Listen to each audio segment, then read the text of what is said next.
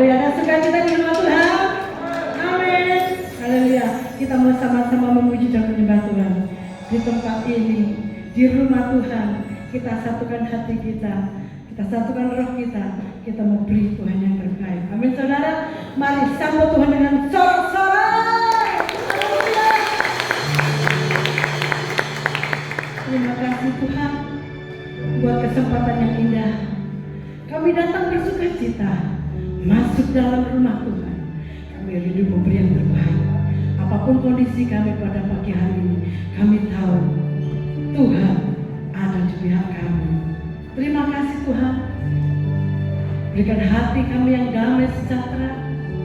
Mari Roh Kudus jamah setiap kami, rapi setiap kami. Kami rindu memberi yang terbaik bagi Tuhan, Raja di atas segala raja. Dia yang layak terima segala pujian, penyembahan dalam nama Tuhan Yesus Kristus. Terima kasih Tuhan. Kami mulai ibadah pada pagi hari ini dalam nama Tuhan Yesus Kristus. Haleluya. Amin. Terima kasih Tuhan. Terima kasih Tuhan Yesus. Oh ya Allah. Kita aku takut engkau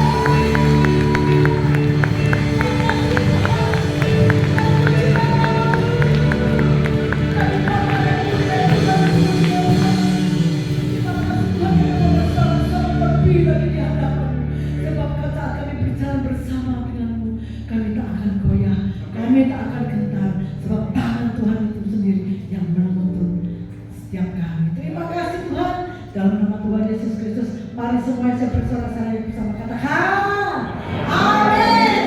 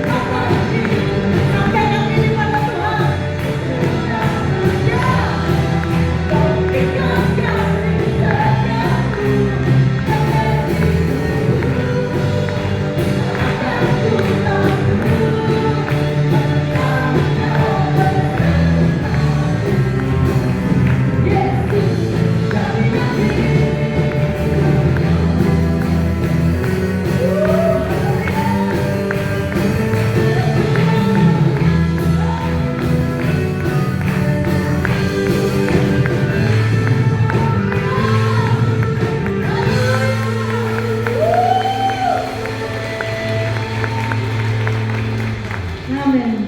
Bersuka-cita dalam Tuhan.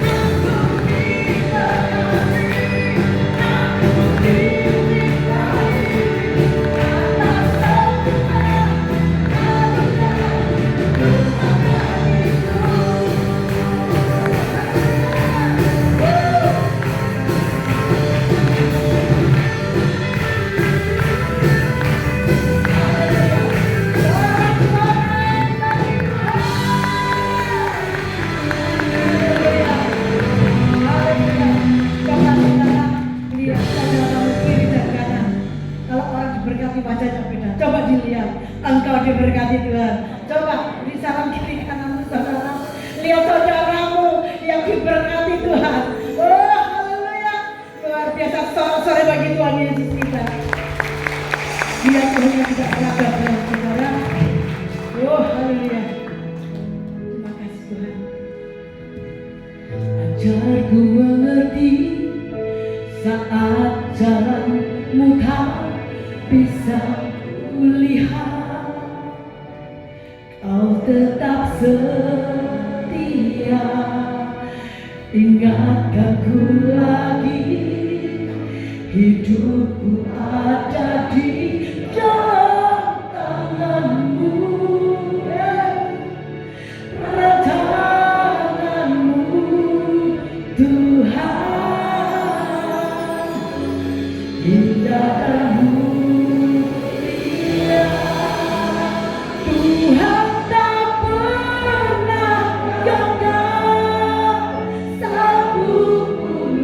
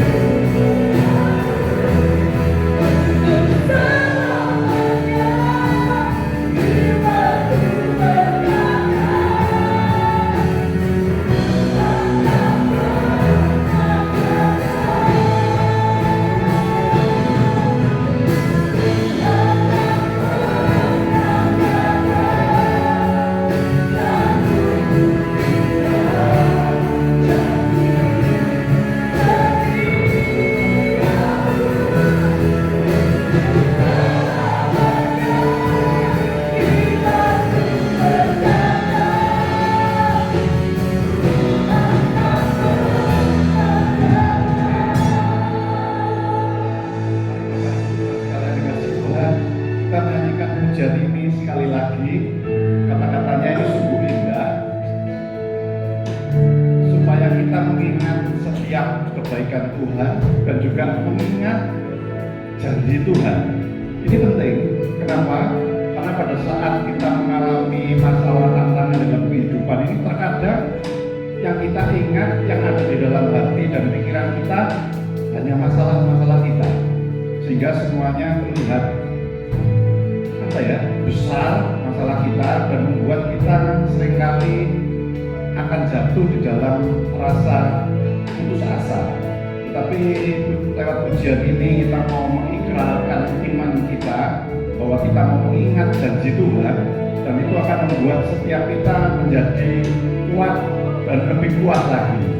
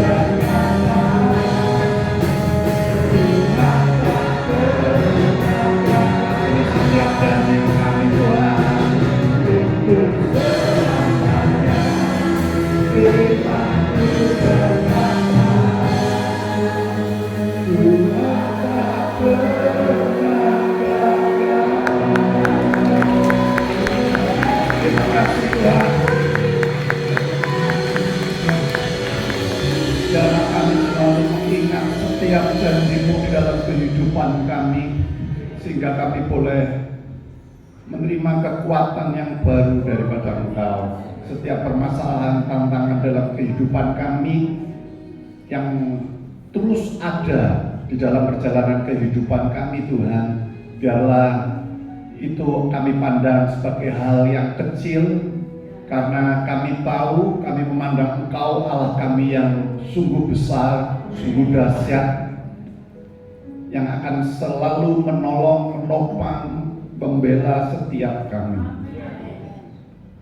Terima kasih Tuhan atas kehadiran-Mu, dan biarlah pujian, penyembahan yang sudah kami naikkan bersama boleh menyenangkan hati Tuhan dan membuat hadirat Tuhan semakin kuat di dalam hati kami, dalam hidup kami, bahkan di dalam ruangan ini, sehingga kami boleh belajar akan kebenaran firman Tuhan. Urapi setiap kami dengan pengurapan yang baru, hikmat yang baru, pengertian yang baru, sehingga kami boleh menerima kekuatan daripada Tuhan. Terpujilah namamu atas hambamu yang terbatas, bila Tuhan juga tolong, Tuhan kuasai, sehingga apa yang hamba sampaikan, pikirkan, ada di dalam hati hamba, benar-benar datang daripada Tuhan. Terpujilah namamu, di dalam nama Tuhan Yesus, kami sudah alaskan doa dan ucapan syukur kami. Amin. Silakan duduk kembali. Shalom. Bersukacita Bapak Ibu kalau kita boleh berada di dalam ruangan ini, di dalam ibadah kita bersama dengan Tuhan. Kenapa? Karena tadi lewat pujian-pujian yang sudah kita naikkan bersama, khususnya pujian yang terakhir dan yang pertama, itu boleh menguatkan kita pada saat kita ini ada di dalam hadirat Tuhan, ada di dalam rencana ataupun di dalam kebenaran firman Tuhan. Kalau tidak, masalah tantangan itu kan terus bergulir di dalam kehidupan kita. Tidak adalah orang yang mengatakan aku tidak punya masalah sama sekali. Saya rasa nggak ada seperti itu. Semua orang pasti merasakan atau mengalami yang namanya masalah. Itu silih berganti dalam kehidupan kita. Dan masalah-masalah itu kalau saya renungkan, saya pelajari, yang pernah juga menjadi pengalaman saya, kalau masalah itu semakin besar di dalam kehidupan kita dan kita mulai fokus kita hanya kepada masalah-masalah itu, maka kecillah kekuatan kita, Bapak Ibu. Kenapa? Karena kita sudah semakin lama semakin tidak mengingat kembali atas kebaikan Tuhan, atas janji-janji Tuhan di dalam kehidupan kita.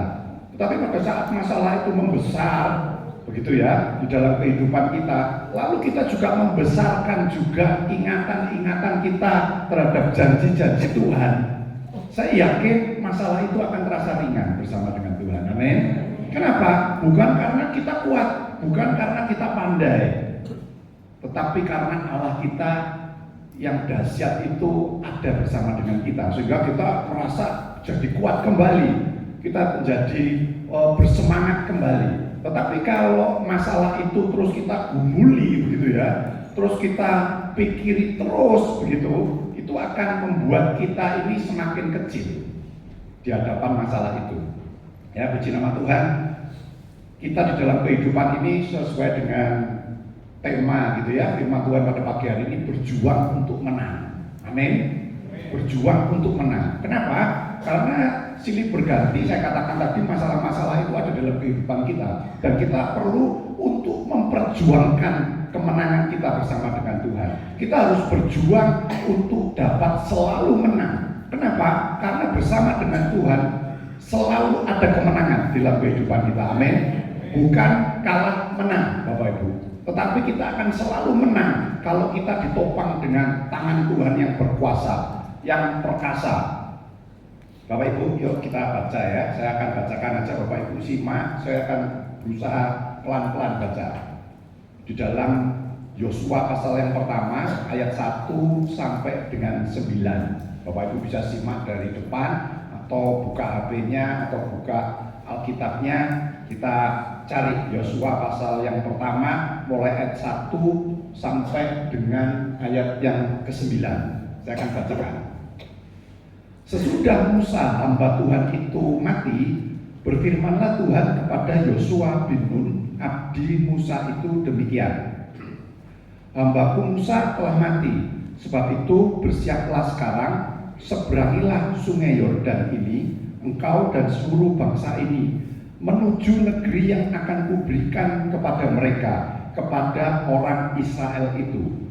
Setiap tempat yang akan diinjak oleh telapak kakimu, kuberikan kepada kamu, seperti yang telah kujanjikan kepada Musa. 4. Dari padang gurun dan gunung Lebanon yang sebelah sana itu sampai ke sungai besar, yakni sungai Efrat, seluruh tanah orang Het, sampai ke laut besar di sebelah matahari terbenam. Semuanya itu akan menjadi daerahmu.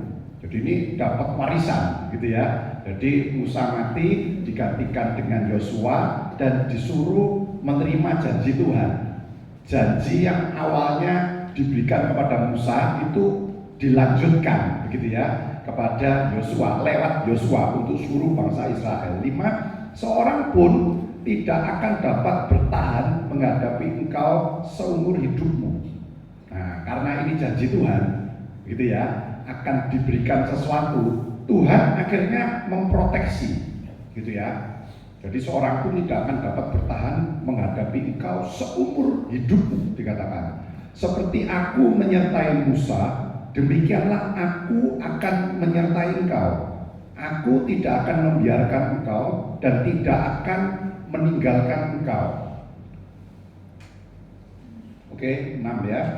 Kuatkan dan teguhkanlah hatimu, sebab engkaulah yang akan memimpin bangsa ini memiliki negeri yang kujanjikan dengan bersumpah kepada nenek moyang mereka untuk diberikan kepada mereka.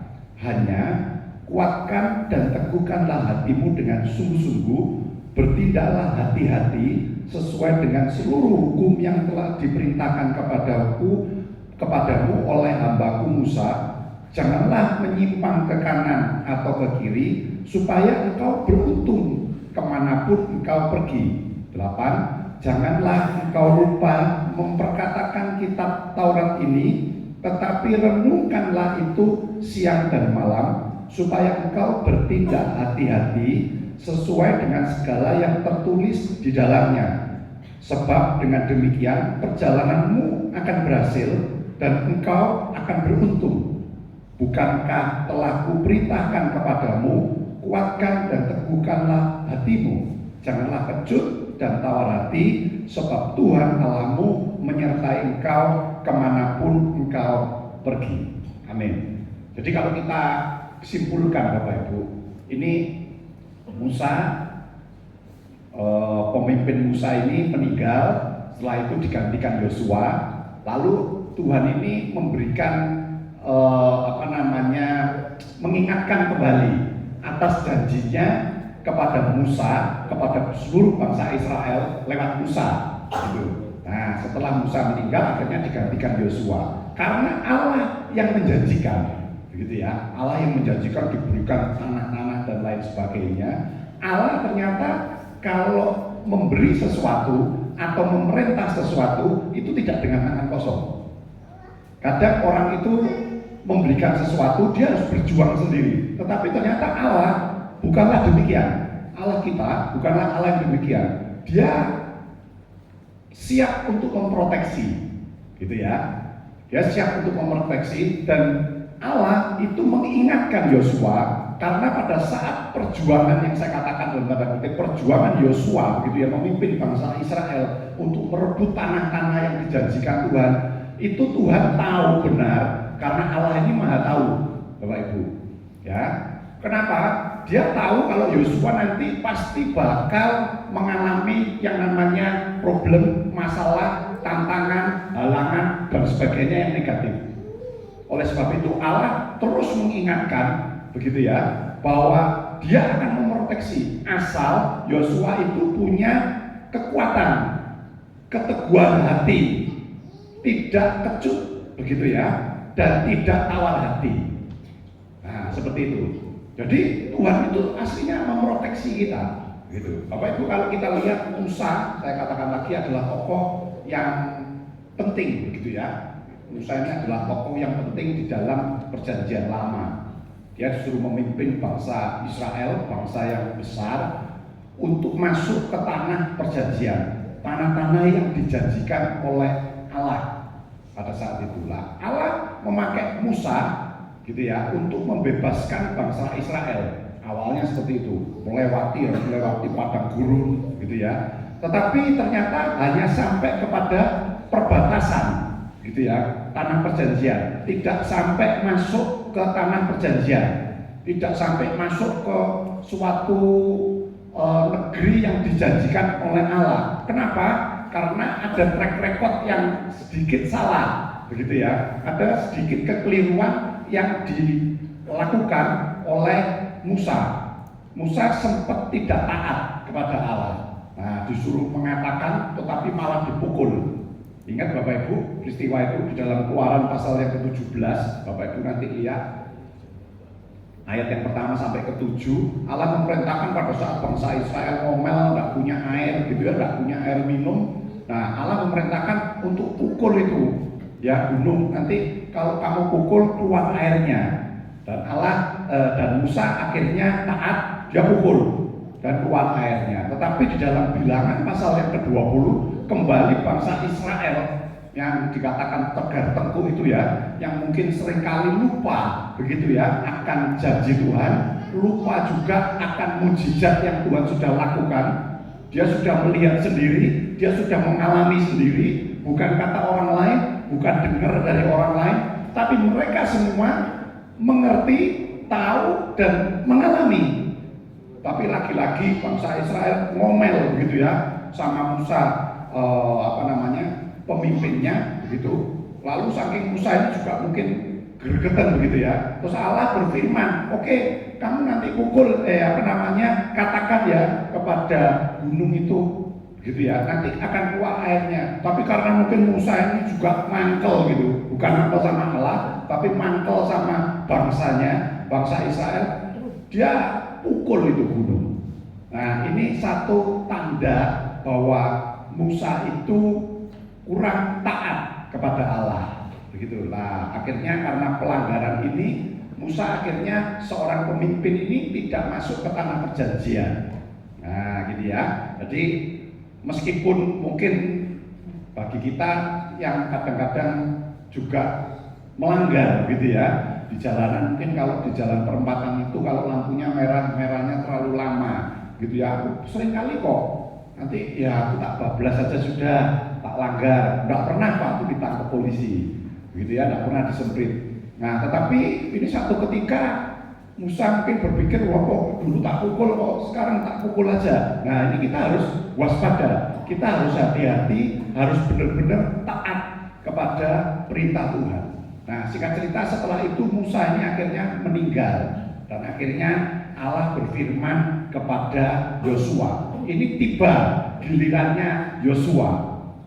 Ya, jadi tongkat estafetnya gitu ya dari Musa sekarang ke Yosua. Ini masanya Yosua gitu ya. Menempati posisinya Musa di ayat yang pertama dan ayat yang kedua yang tadi sudah kita baca bersama. Nah, untuk dapat mengerti panggilannya, karena Yosua ini kan ya bisa diomong masih hijau, mungkin begitu ya bahasa kita sehari-hari, mungkin masih hijau, tidak seperti pengalamannya Musa, tidak seperti itu. Nah, untuk dapat mengerti panggilannya, Yosua ternyata juga tetap harus masuk di dalam problem dalam tanda kutip. Dia harus masuk di dalam peperangan seperti yang dulu-dulunya sudah dilakukan, dialami oleh Musa. Sehingga akhirnya Musa ini benar-benar memiliki iman yang kuat, iman yang kokoh. Tahu benar masalah ini, wah mungkin awalnya ragu, tapi ternyata jalan Tuhan itu 1001 macam jalan, berjuta-juta, mungkin bermiliar-miliar, bertriliun-triliun jalannya. Kita sebagai manusia tidak bisa mengerti begitu. Nah, tapi Musa dengan pengalamannya akhirnya tahu benar. Nah, tetapi Yosua mungkin belum terlalu banyak mengenal Allahnya begitu, sehingga dia harus mengalami masuk di dalam peperangan, harus menyeberangi sungai Yordan. Ini ada tantangan semua Bapak Ibu, ada pergumulan, ada masalah, jalannya tidak selalu harus mulus. Jadi kita salah kalau beranggapan, oh kalau aku ikut Tuhan, sungguh-sungguh aku mau melayani Tuhan, pasti jalanku selalu seperti jalan tol, tidak pernah ada hambatan. Tidak seperti itu Bapak Ibu, karena kita ada di dalam dunia, masih banyak tantangan, pergumulan, masalah. Kenapa? Karena ada satu oknum lagi, kuasa-kuasa jahat itu yang selalu membuat kita itu sengsara. Bukan cuma sengsara, tujuan finalnya itu supaya iman kita itu benar-benar kandas, sehingga kita ini sudah lagi nggak wes Tuhan-Tuhanan lagi, wong podo ae gitu ya, wancet mengalami masalah penderitaan, masalah yang satu belum beres, masalah yang lain ada lagi. Nah itu terus digulirkan oleh si jahat, si iblis itu di dalam hati dan pikiran anak-anak Tuhan, dan kita tidak boleh kalah Bapak Ibu, amin.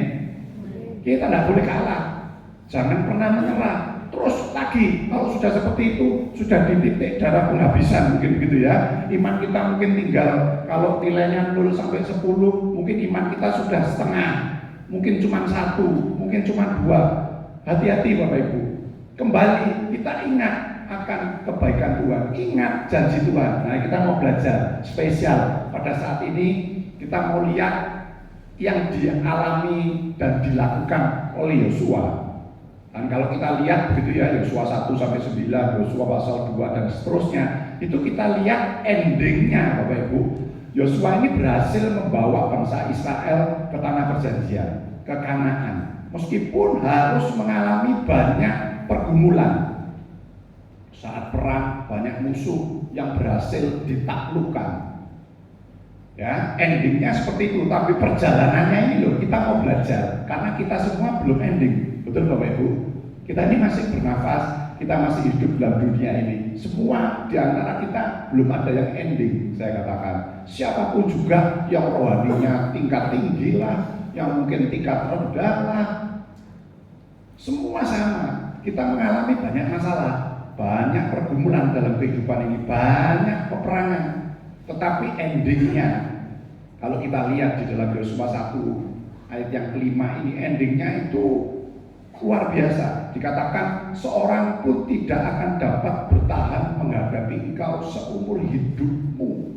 Dikatakan, ini janji Tuhan Bapak Ibu, itu juga berlaku bagi setiap kita, amin. Seumur hidup kita, dikatakan musuh itu tidak akan dapat bertahan. Dan penyertaan Tuhan itu hebat, dahsyat, luar biasa. Seperti dikatakan, seperti aku menyertai Musa, dikatakan, demikianlah aku akan menyertai engkau. Kalau Tuhan berjanji Bapak Ibu, itu tidak perlu kita sedikit pun ragu. Amin. Tidak perlu. Manusia bisa jadi sama kita, bisa berubah, bisa balik dengan sekejap mata. Hitungan menit mungkin karena tidak cocok dengan kita. Mungkin keinginannya kita tidak bisa penuhi. Dengan sekian menit, sekian detik itu bisa berubah hati pikirannya. Dan itu kita mau kasih penjelasan segala macam, tidak bisa. Belum tentu bisa. Itu manusia. Tetapi kalau Allah tidak. Kalau Allah itu berjanji, kita semua akan disertai. Pastilah Tuhan itu akan menyertai setiap kita. Dikatakan bukan menyertai sebentar saja, cuma hari Minggu saja, mungkin Rebo saja, mungkin Jumat saja. Tidak, seumur hidup. Aku, dikatakan Allah ini, Allah tidak akan membiarkan engkau dan tidak akan meninggalkan engkau. Jangan punya perasaan aku ditinggal sama Tuhan, sehingga masalahku ini semakin berkembang, masalahku semakin besar dan berat. Tidak, Tuhan itu melihat, tidak meninggalkan kita. Tinggal kita lihat beberapa respon yang harus kita punyai Bapak Ibu. Seperti apa yang dirasakan begitu ya, dilakukan, dikerjakan oleh Yosua. Sehingga Yosua ini endingnya menang, berhasil begitu ya. Ini prinsip kemenangannya Yosua dan prinsip-prinsip yang selalu dipegang oleh Yosua. Dan itu kita mau belajar bersama pada pagi hari ini bersama dengan saya, karena semua kita mengalami masalah begitu ya, meskipun masalah kita beda-beda Bapak Ibu. Ada yang berat, bagi saya mungkin masalah Bapak Ibu masalah yang berat begitu ya, tapi bagi Tuhan tidak ada yang berat. Amin. Dan saya yakin satu waktu nanti, waktunya Tuhan, waktu yang terbaik, kita pasti menang. Amin. Kita punya Allah pemenang Bapak Ibu. Jadi kita tidak perlu khawatir. Mungkin segelintir waktu saja kita takut, kita khawatir, itu manusiawi. Ya, itu sifat dari manusia itu seperti begitu, takut, khawatir gitu ya, emosional dan lain sebagainya. Tetapi kita mau lihat pada pagi hari ini. Yang pertama Bapak Ibu, kita harus mengerti tujuan. Yosua ini mengerti tujuannya. Ya, tujuan yang diberikan kepada kepada Yosua, tujuan Allah bagi umatnya.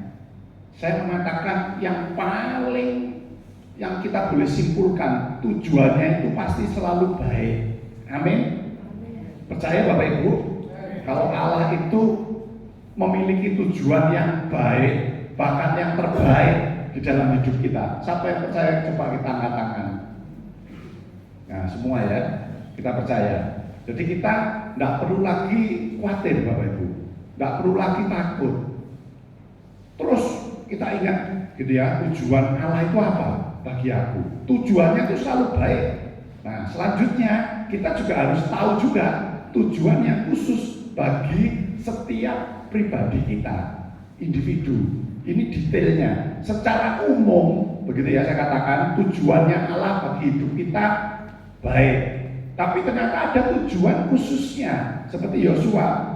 Tujuannya Allah bagi Yosua itu baik, ya baik, yaitu untuk menerima tanah perjanjian Kanaan.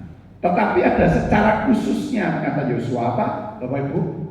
Memimpin bangsa Israel. Ya, Yosua itu punya tujuan khusus dan Yosua tahu bahwa dia ini disuruh mimpin bangsa Israel untuk dapat masuk. Di dalam perkataannya itu, di dalam cerita, begitu ya, dalam perjanjian lama, dalam Yosua pasal, ya dalam kitab Yosua itu, tidak ada terus Yosua itu mogok, begitu ya, terus marah, ataupun Yosua itu bertindak, bersikap seperti Yunus. Jangan aku, tidak usah, begitu ya, sehingga akhirnya Tuhan mengejar Yunus, begitu. Tidak, Yosua tahu tujuannya. Oh, aku ini disuruh mimpin. Dia juga tidak congkak hati, tidak sombong, begitu ya. Oh, aku ini jadi pemimpin seperti itu. Ya juga tidak. Tetapi juga tidak terus merasa bahwa Allah itu salah di dalam menunjuk dia sebagai pemimpin. Itu juga tidak dilakukan. Yosua tahu benar secara detail, begitu ya. Tujuan yang khusus di dalam dirinya itu untuk memimpin. Yosua 1 ayat yang ke-6 ya, bakalan lakukan hatimu sebab engkaulah yang akan memimpin bangsa ini memiliki negeri yang kujanjikan dengan bersumpah kepada nenek moyang mereka untuk diberikan kepada mereka, kepada bangsa Israel. Jadi ada spesial, tugas spesial yang diberikan Allah untuk Yosua, yaitu untuk memimpin bangsa ini. Nah, ini macam-macam ya dalam kehidupan kita. Tujuan misalnya kita bapak-bapak, ibu-ibu yang bekerja gitu ya. Oh ya, tujuannya untuk kita dapat cari uang, untuk kita punya persediaan keuangan, kita bisa menabung dan lain sebagainya. Itu tujuan secara umum saya katakan. Tapi secara khususnya kita boleh jadi berkat. Ingat loh, kita ini menyandang anak Tuhan. Kita semua ini hamba-hamba Tuhan. Nah, di dalam pekerjaan kita apa yang harus kita lakukan? Nah, supaya kita ini tetap bisa jadi berkat, bukan malah jadi batu sandungan. Nah, itu tujuan yang khusus, Bapak Ibu. Secara umumnya ya udah, supaya aku dapat duit, menghidupi keluargaku. Tapi ingat, ada secara khususnya. Nah, tujuan Allah bagi setiap kita, saya katakan secara umum, salah satunya juga supaya kita ini terima yang namanya keselamatan, supaya kita ini diselamatkan. Tetapi ternyata bagi beberapa orang ada tujuan yang khusus. Tujuan Allah bagi seseorang itu secara khusus. Misalnya Bapak Gembala, loh dijadikan khusus, oh ini Gembala. Apa-apa Ibu Linda, worship leader, begitu. Mungkin ada beberapa yang jadi pendoa, begitu. Mungkin tidak mesti harus ada di dalam pekerjaan gereja, di dalam rumah Tuhan. Tidak mesti seperti itu. Mungkin jadi ibu rumah tangga atau di dalam keluarga. Oh, jadi berkat bagi mungkin orang tuanya, anaknya, suami, istri, dan lain sebagainya. Itu secara khusus. Kalau saya baca beberapa hari ini tentang kitab Esther. Nah, secara umum Esther ini dijadikan ratu, begitu ya. Ini secara umum. Nah, secara khususnya apa? Untuk menyelamatkan bangsa Yahudi yang pada saat itu akan dimusnahkan oleh Haman, ya, di genosida. Itu tujuan khususnya seperti itu, untuk jadi berkat supaya supaya bangsa Yahudi itu tidak dihabiskan, dimusnahkan, seperti itu. Nah, jadi Allah memberikan, saya katakan, dorongan pada Yosua untuk tetap teguh, begitu ya, pada tujuan Allah yang khusus. Ini penting Bapak Ibu. Saya tidak tahu kehidupan Bapak Ibu satu persatu, tetapi saya yakin pasti ada tujuan khusus di dalam kehidupan kita, baik dalam keluarga, rumah tangga. Nah, seperti itu. Ya, mungkin kita ini suruh mengalah begitu sama suami kita, mungkin gitu ya. Di dalam pekerjaan supaya kita ini mungkin tawaran gaji di sana lebih besar, tapi Tuhan kayaknya kok tidak memberi damai sejahtera kalau aku kerja di sana untuk tetap kerja di sini. Oh, ternyata aku ini supaya jadi berkat di tempat kerjaku yang mungkin gajinya tidak seberapa dengan di tempat yang lain. Ya, itu Bapak Ibu bisa isi sendiri, dan yang jelas tahu Bapak Ibu semua. Nah, kalau kita ngerti tujuan kita ini secara khusus, maka saya katakan kita ini tidak pernah akan kecewa. Jadi kalau kita ini tahu, oh Tuhan itu ternyata aku ini mengalami masalah, tantangan di dalam kehidupanku, tapi karena aku ini tahu tujuan Allah, Tuhan ini ternyata izinkan, gitu ya, masalah ini terjadi di dalam kehidupanku. Nah, kalau kita ngerti Bapak Ibu, kita tidak akan kecewa. Yosua pada saat dia mengerti bahwa dia seorang leader, seorang pemimpin untuk membebaskan, untuk memimpin bangsa Israel ini masuk di tanah Kanaan, pada saat menghadapi musuh, tantangan, harus berperang dan lain sebagainya, dia tidak pernah kecewa, Bapak Ibu. Dia tidak pernah kecewa. Kalau saya renungkan, ya benar juga. Kalau saya tahu tujuan hidup saya ini secara khusus apa, begitu ya, pada saat saya mengalami sesuatu, saya tidak akan kecewa, Bapak Ibu. Tapi kalau saya tidak tahu blueprint dalam kehidupan saya, tujuan besar Tuhan di dalam kehidupan saya pasti kecewa. Aku sudah, nanti isinya cuma komplain. Di dalam mulut kita, pikiran, hati kita tuh isinya cuma adanya komplain, marah, begitu ya, menyalahkan. Terus itu, karena apa? Dasar hatinya kecewa. Kalau orang itu kecewa, pasti mulutnya kasar, dia marah, hatinya pasti grundel. Apa sih grundel itu? Dia marah, emosional. Dalam hatinya cuma apa? Ada menyalahkan yang lain, menyalahkan keadaan, penyesalan mungkin dan lain sebagainya. Yang ada cuma itu. Tapi kalau kita tahu Tuhan tetap izinkan, aku melakukan ini kebenaran, aku melakukan perintah Tuhan, sudah betul yang aku lakukan meskipun salah. Kalau kita tahu aku sudah melakukan sesuai dengan firman Tuhan, tapi kok Tuhan izinkan seperti ini, begitu ya, masalah tantangan dalam kehidupanku. Kalau kita semua tahu, kita tidak akan kecewa. Tapi kalau kita tidak tahu, pasti kita kecewa. Kalau sudah kecewa, pasti marah. Ya, gitu. Nah, kalau seseorang itu kecewa, Bapak Ibu, ini yang lebih dahsyat lagi, gitu ya, saat mengalami masalah itu berbahaya. Banyak orang yang malah sampai bunuh diri, begitu ya. Ini kan kekecewaan yang sudah tidak terbendung lagi, yang sudah tidak bisa terangani, begitu ya, di dalam kehidupan seseorang itu, karena dia tidak tahu tujuan secara khususnya apa di dalam dirinya. Jadi saya katakan segala sesuatu yang diciptakan dengan tujuan khusus, gitu ya, setiap kita itu pasti ada. Nah, kalau belum tahu, gitu ya, Bapak Ibu, kita harus tanya Tuhan sebagai sang pencipta kita. Setiap kita, kalau kita ngomong masalah talenta, begitu ya, itu minimal 1. Matius pasal yang ke-25 itu ya, ada apa yang dikasih 5 talenta, 2 talenta, 1 talenta. Semua 3 hamba itu dikasih, gitu ya, tinggal pengembangannya. Saya tidak berbicara tentang talenta. Nah, setelah kita mengerti, Bapak Ibu, kita harus berjuang untuk mencapai tujuan Allah di dalam diri kita. Nah, setelah tahu, oh tujuan Allah itu seperti gini. Oh, ternyata tujuan Allah itu bukan selalu yang di luar, Bapak Ibu. Terkadang untuk pribadi kita. untuk mengoreksi kita, termasuk untuk membuat kita ini semakin hidup dalam kebenaran Tuhan.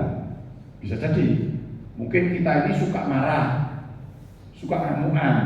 Nah, ternyata Tuhan memang izinkan masalah tantangan dalam kehidupan kita ini selalu silih berganti ini ternyata bukan untuk orang lain, tapi untuk diri kita. Itu bisa juga untuk mengikis begitu supaya kita ini menjadi perabot Tuhan yang semakin indah di hadapan Tuhan, dibentuk seperti pejunan beberapa waktu yang lalu kita belajar. Nah, seperti itu, ya. Nah, setelah kita mengerti, saya katakan sekali lagi kita harus berjuang untuk mencapai tujuan Allah dalam diri kita. Kalau kita lihat Esther di dalam Esther pasal 4 ayat yang ke-16, Esther itu setelah tahu begitu ya, oh ternyata tujuan di dalam hidupnya itu untuk menyelamatkan bangsanya, bangsa Yahudi yang akan ditumpas habis oleh Haman. Nah, terus apa dia yang lakukan? Dia puasa bersama, dia mempertaruhkan nyawa. Nah, kalau tidak dikenang oleh raja pada saat itu, dia bisa dibunuh, ada resiko. Tetapi dia tidak takut, dia tidak kecewa sama Tuhan. Dia sekali lagi saya katakan garis bawah, dia tidak takut. Kenapa? Karena dia tahu tujuan hidupnya untuk menyelamatkan bangsa Yahudi pada saat itu. Nah, seperti kita juga, kita bekerja punya tujuan secara umum tadi saya katakan, ya, untuk dapat uang, untuk bisa menabung. Kita capek, tapi kita ya sudahlah capek, sudah biar nanti sebentar tidur, besok sudah seger lagi.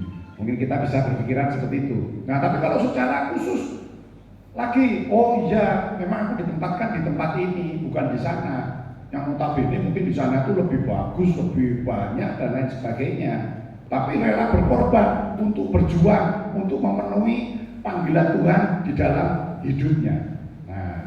Saya katakan orang percaya harus menempati posisinya Yosua, yaitu berperang dan berjuang. Karena itu memang sudah ditetapkan dan ini memang di dalam kehidupan kita tidak bisa hindari, Bapak Ibu. Kita harus selalu berperang, kita harus selalu berjuang untuk memenangkannya. Tetapi saya ingatkan Bapak Ibu bahwa kita ini adalah orang-orang yang menang, bahkan lebih dari pemenang. Kenapa? Karena dikatakan tadi loh, diingatkan terus, disertai, begitu ya, dilindungi, dibela sama Tuhan dengan kekuatan kuasanya Tuhan, bukan kekuatan kekuasaan dari manusia, diri kita, bukan. Tapi ada backing kita ini Tuhan, itu yang lebih dahsyat, yang seringkali mungkin kita tidak terpikirkan jalannya. Contoh ya, memang jalan pikiran kita ini dikatakan seperti tingginya langit dan bumi begitu ya. Tidak terbatas, tidak terukur, tidak tertebak begitu. Apa yang harus kita lakukan? Percaya saja sudah. Yang paling mudah seperti itu. Tidak bisa lagi kita mau memikirkan cara apa. Sudah mentok, oh kalau aku plan A, plan B, plan C. Yang mentoknya di C. Plan D-nya tidak tahu saya. Nah, tapi plannya Tuhan itu selalu ada, mulai A sampai Z, Bapak Ibu, selalu ada yang nggak pernah terpikirkan oleh kita sebagai umatnya, sebagai manusia. Yang pertama ya Bapak Ibu, Yosua tahu tujuan hidupnya. Kita pun juga harus tahu tujuan hidup kita, gitu ya, untuk memenangkan orang atau mungkin juga diri kita sendiri, gitu ya. Tuhan ingin mengikis sikap, sifat, tindakan, karakter yang buruk di dalam diri kita. Saya selalu menentang orang yang ngomong kalau karakter seseorang itu tidak bisa berubah. Saya menentang tentang hal itu. Kenapa? Karena saya percaya kalau yang mengubah Tuhan pasti bisa. Amin. Kebiasaan buruk seseorang, begitu ya, bisa berubah di dalam Tuhan. Kalau saya percayanya itu Bapak Ibu. Kenapa? Kalau saya lihat kiblatnya, kalau saya lihat belakangnya, lah yang menciptakan kita ini loh, manusia itu Tuhan. Tuhan itu bisa dengan mudah merubah sikap hati seseorang yang jelek jadi baik, itu bisa. Termasuk sikap dan tindakan kita yang mungkin malah bisa buruk Bapak Ibu. Jadi kita jangan terus melihat orang lain, menuju orang lain. Tapi tergantung terkadang tujuan hidup kita ini supaya kita ini juga semakin dikuduskan oleh Tuhan. Amin. Oke, sekarang kita yang kedua. Yosua ini memiliki tuntunan yang dapat dipercaya, saya katakan. Jadi di dalam kehidupan kita, di dalam dunia ini Bapak Ibu, kita ini harus punya tuntunan. Tuntunan ini sangat penting. Tuntunan ini tidak cukup, maksud saya, tidak cukup dari orang-orang yang berpengalaman saja. Ternyata tidak cukup. Harus tuntunan yang benar, yang mutlak, yang pasti. Apa yang jadi tuntunan hidup kita yang dapat dipercaya? Mudah saja, firman Tuhan. Itu sudah pasti. Ya, kalau kita lihat ini ya, di dalam pasal 7 sampai pasal 8 tadi, saya tidak bacakan lagi aja mengingat waktu. Nah, di situ saya garis bawahi ada hukum dan kitab Taurat di ayat yang ke-7. Nah, itu ya, bertindak hati-hati sesuai dengan seluruh hukum.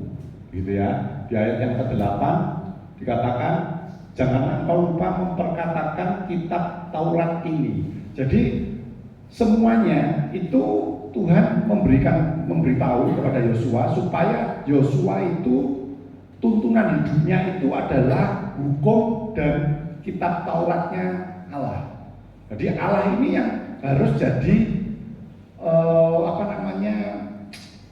tuntunan, begitu ya, masukan. Mungkin dia bingung sesuatu, masukannya harus, landasannya harus Tuhan, nggak boleh yang lain. Nah, kalau itu dilakukan, hukum dan kitab Taurat, jadi bukan cuma 5 kitab Taurat saja, ternyata karena pada saat itu kan cuma ya 5 kitab Taurat itu, tapi bukan, harus semua, seluruh firman Tuhan.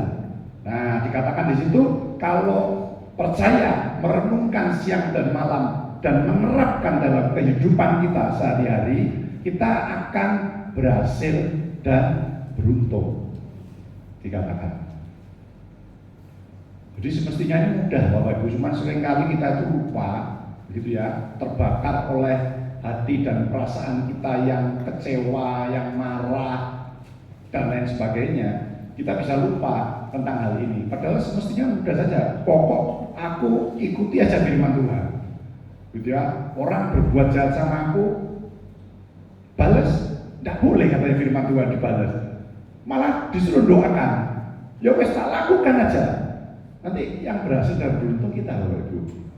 Juga jangan begini, oh itu ada numpuk bara api. Jadi kalau aku balas yang baik, dia nanti kayak kita numpui bara api. Jadi kita ini kepengennya orang itu yang mungkin bersalah sama kita itu dihukum sama Tuhan. Ya jangan juga Bapak Ibu. Itu pemikiran salah. Begitu ya. Jangan sudah doakan supaya Tuhan melepaskan dia dari hal-hal yang buruk, hal-hal yang jahat. Itu saja. Berusaha Bapak Ibu, secara daging sakit. Tapi kita terus berusaha, ikuti firman Tuhan, lakukan firman Tuhan, doakan orang yang membenci kita, begitu ya, doakan orang yang mengkhianati kita, tetap doakan. Nanti apa yang kita dapat Bapak Ibu, berhasil dan beruntung. Penting loh ini, berhasil dan beruntung. Sangat penting. Kalau beruntung ini artinya sesuatu yang mungkin kita tidak harapkan, tidak pikirkan. Kayak orang yang mimpi, katanya Daud di dalam kitab Mazmur. Gitu ya, tiba-tiba, wih ya keadaanku sekarang seperti ini. Kayak aku nih orang yang bermimpi. Itu beruntung, Bapak Ibu.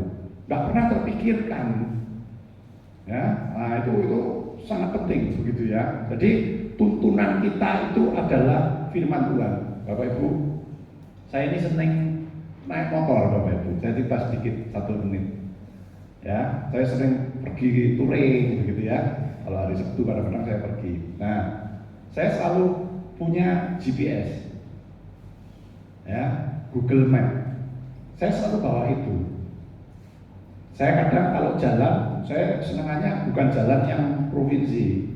Kalau provinsi ini saya yakin 100% pasti ada tanda-tanda, ada sign-nya. Oh ini kalau ke Surabaya ke situ, kalau ke Solo ke situ, ke Jogja harus belok sini, belok situ gitu. Terus kita bisa lihat, oh jalannya, oh ini jalur provinsi, jalannya kelihatan. Tapi saya biasanya lewat jalur-jalur kecamatan, gitu ya, lewat desa, begitu. Nah di situ tidak ada tanda, Bapak Ibu. Saya cuma mengandalkan satu barang, namanya GPS, map. Saya cuma mengandalkan seperti itu. Nah, begitu ya Bapak Ibu. Nah, di dalam tata kehidupan kita sehari-hari yang jadi GPS kita, begitu ya, itu harus firman Tuhan. Itu mutlak, tidak akan pernah bisa salah. Terkadang saya pakai GPS Bapak Ibu, mungkin dari 100 kali, mungkin 1-2 kali saya disasarkan, begitu. Bisa jadi seperti itu, sehingga saya harus muter jalan balik kanan. Tetapi kalau firman Tuhan, saya tidak pernah temui. Saya katakan, saya juga tidak pernah menemui orang yang mengatakan kalau firman Tuhan ini, kalau saya melakukan hal yang baik sesuai dengan firman Tuhan, hidupku jadi salah. Tidak pernah. Jadi kita benar-benar harus yakin, harus tahu, begitu ya. Seperti apa yang dialami Yosua saat Allah mempercayakan Yosua untuk berperang. Allah mengingatkan akan firman Tuhan sebagai satu-satunya tuntunan yang dapat dipercaya. Jadi firman Tuhan itu betul-betul petunjuk yang pasti, tidak pernah salah, tetap eksis di dalam setiap waktu. Jadi jangan pernah berpikiran, oh ini firman Tuhan kan zaman perjanjian lama Pak, perjanjian baru. Sekarang zaman kasih karunia, sudah nggak afdol lagi, nggak up to date lagi. Salah, siapa yang bicara seperti itu? Keliru Bapak Ibu. Firman Tuhan tetap eksis. Dulu, sekarang, bahkan selama-lamanya. Amin. Karena janji Tuhan dulu, sekarang, bahkan selama-lamanya tetap sama. Kalau Tuhan janji berikan kemenangan kepada Yosua, Tuhan juga pasti janji berikan kemenangan bagi setiap kita. Amin. Yang ketiga, yang terakhir, melibatkan selalu penyertaan Tuhan. Bangsa Israel saya katakan bangsa yang tidak besar begitu ya, bangsa yang kecil. Nah, secara logika mustahil dia itu bisa menang, gitu. Tetapi karena disertai Allah, Israel, bangsa Israel itu bisa menang. Yosua 1 ayat yang ke-9. Bukankah telah kuperintahkan kepadamu, kuatkan dan teguhkan hatimu, jangan kecut dan tawar. Tuhan Allah menyertai engkau kemanapun engkau pergi. Jadi selalu disertai. Yosua ini selalu disertai terus. Nah ini kita harus melibatkan penyertaan Tuhan. Maksudnya seperti itu. Apapun permasalahan kita Bapak Ibu, firman Tuhan up to date, Roh Kudus up to date. Ya, jadi jangan ngomong, oh ini bicara tentang pembukuan Pak. Firman Tuhan tidak afdol lagi nih, pembukaannya beda. Dulu mata uangnya talenta, begitu. Sekarang rupiah, US dollar. Beda, tetapi pokoknya gitu ya, garis besarnya pasti bisa, pasti benar. Nah, Yosua pasal 6 itu ya, tembok atau kota Yeriko dikelilingi toh loh Bapak Ibu, rubuh. Ya, ini hal yang mustahil. Ini mujizat Tuhan, tanda bahwa Allah itu yang bekerja. Kenapa? Karena Yosua ikuti petunjuk Allah. Disuruh kelilingi toh, ya dikelilingi. Suruh tiup trompet, suruh sorak-sorai, ya tak turuti. Cuma itu saja. Secara manusia, kalau dia tidak mau taat, dia kan pasti punya pikiran, wah gak masuk akal ini. Harus caranya begini, caranya begitu. Dan itu sudah pasti ada di dalam pikiran Yosua dan bangsa Israel pada saat itu. Tetapi karena Allah yang berfirman, Allah yang memerintahkan, oke, itu harus kita lupakan. Kita ikuti perintah Tuhan saja, kita kelilingi saja. Sudah wes, itu saja. Dan akhirnya rubuh. Tidak ada bubuk misiu pada saat itu. Belum ada bom, belum ada alat berat, tetapi runtuh.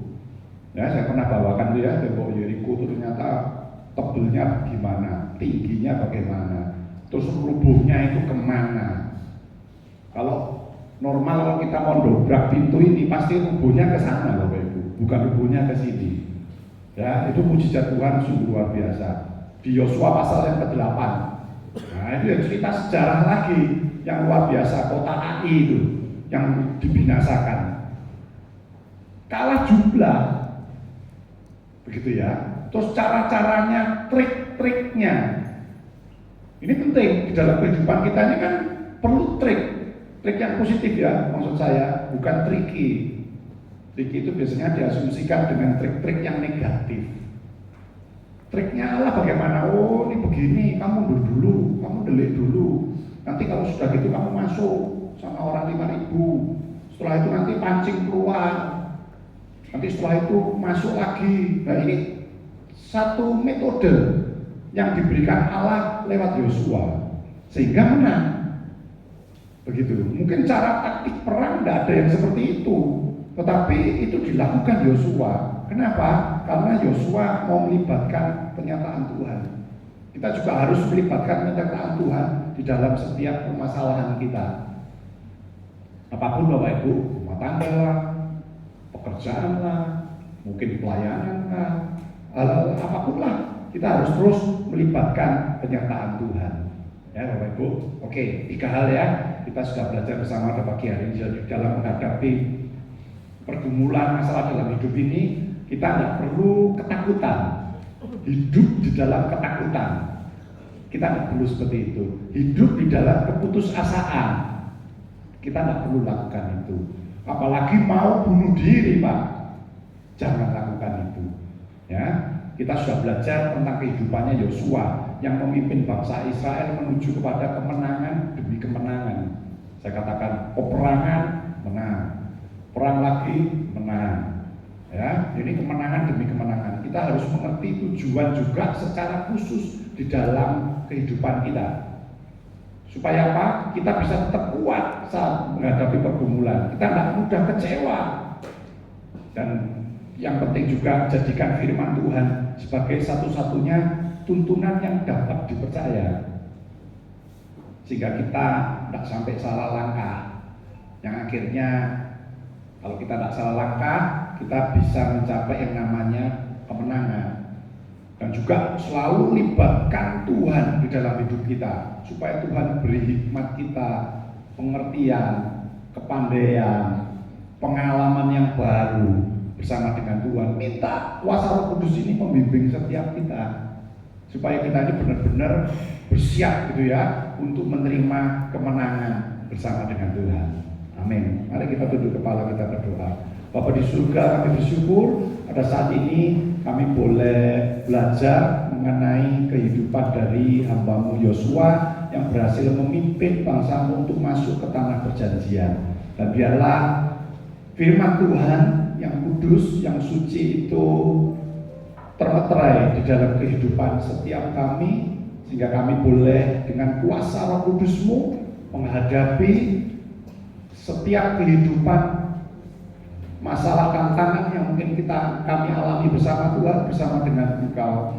Engkau selalu mengingatkan setiap kami akan janji-janji Tuhan, setiap perintah-perintah Tuhan di dalam kehidupan kami.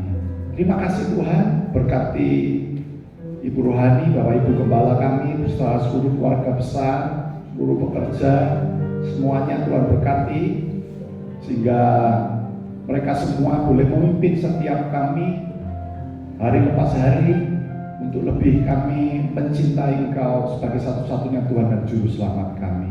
Terpujilah nama-Mu, kami percaya setiap kami yang hadir, iman kami sudah dibangkitkan, sudah ditambahkan, sehingga kami pulang menerima berkat Tuhan, menerima sukacita, damai sejahtera yang daripada Engkau. Terpujilah nama-Mu, di dalam nama Tuhan Yesus kami sudah alaskan doa dan ucapan syukur kami. Amin. Tuhan Yesus berkati. Saya serahkan kembali kepada Bapak Gembala.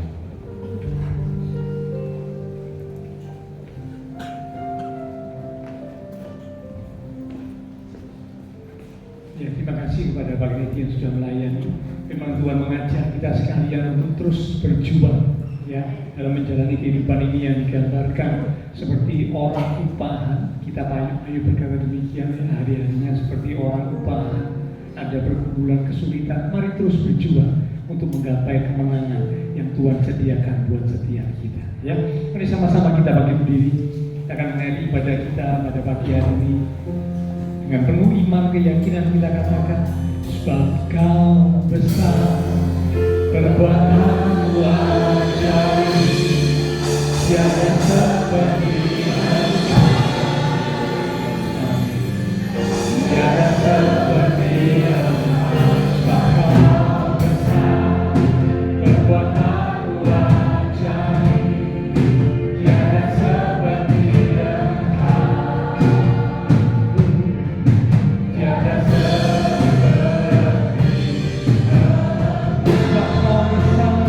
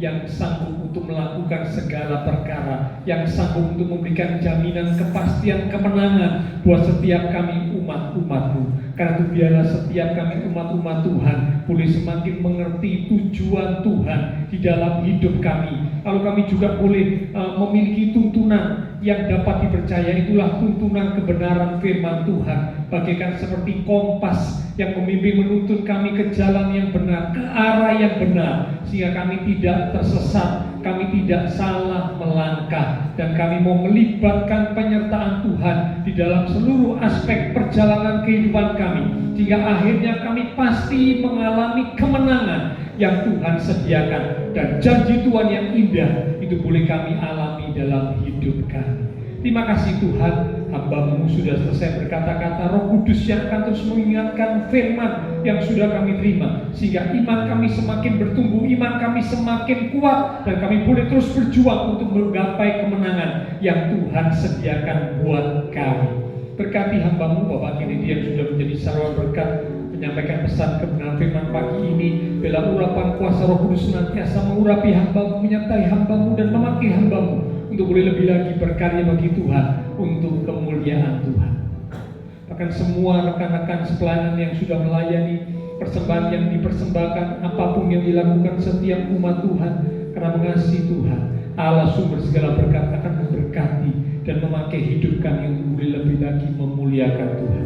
Hamba berdoa memberkati setiap umat-umat Tuhan, diberkati iman rohani, diberkati keluarga rumah tangga, diberkati usaha pekerjaan, diberkati studi sekolah, diberkati kesehatan kami. Bahkan Kau berjanji menyediakan masa depan yang indah, penuh dengan pengharapan. Kami pegang dan kami percaya akan janji-Mu yang pasti akan Kau genapi ya Tuhan.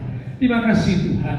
Hamba berdoa buat teman-teman seiman yang tidak bisa hadir. Tuhan menilik melawat setiap mereka yang sakit, Tuhan jamah. Pulihkanlah kekuatan, kesehatan, kesembuhan di dalam nama Tuhan Yesus. Oleh bilur Tuhan Yesus, yang sakit disembuhkan, yang lemah dikuatkan, yang susah dihiburkan. Bahkan yang sedang menghadapi masalah pergumulan, dengan iman yang teguh, umat-Mu boleh tetap menantikan Tuhan Tuhan, sehingga mereka boleh melihat dan mengalami pertolongan Tuhan yang selalu dinyatakan tepat pada waktunya.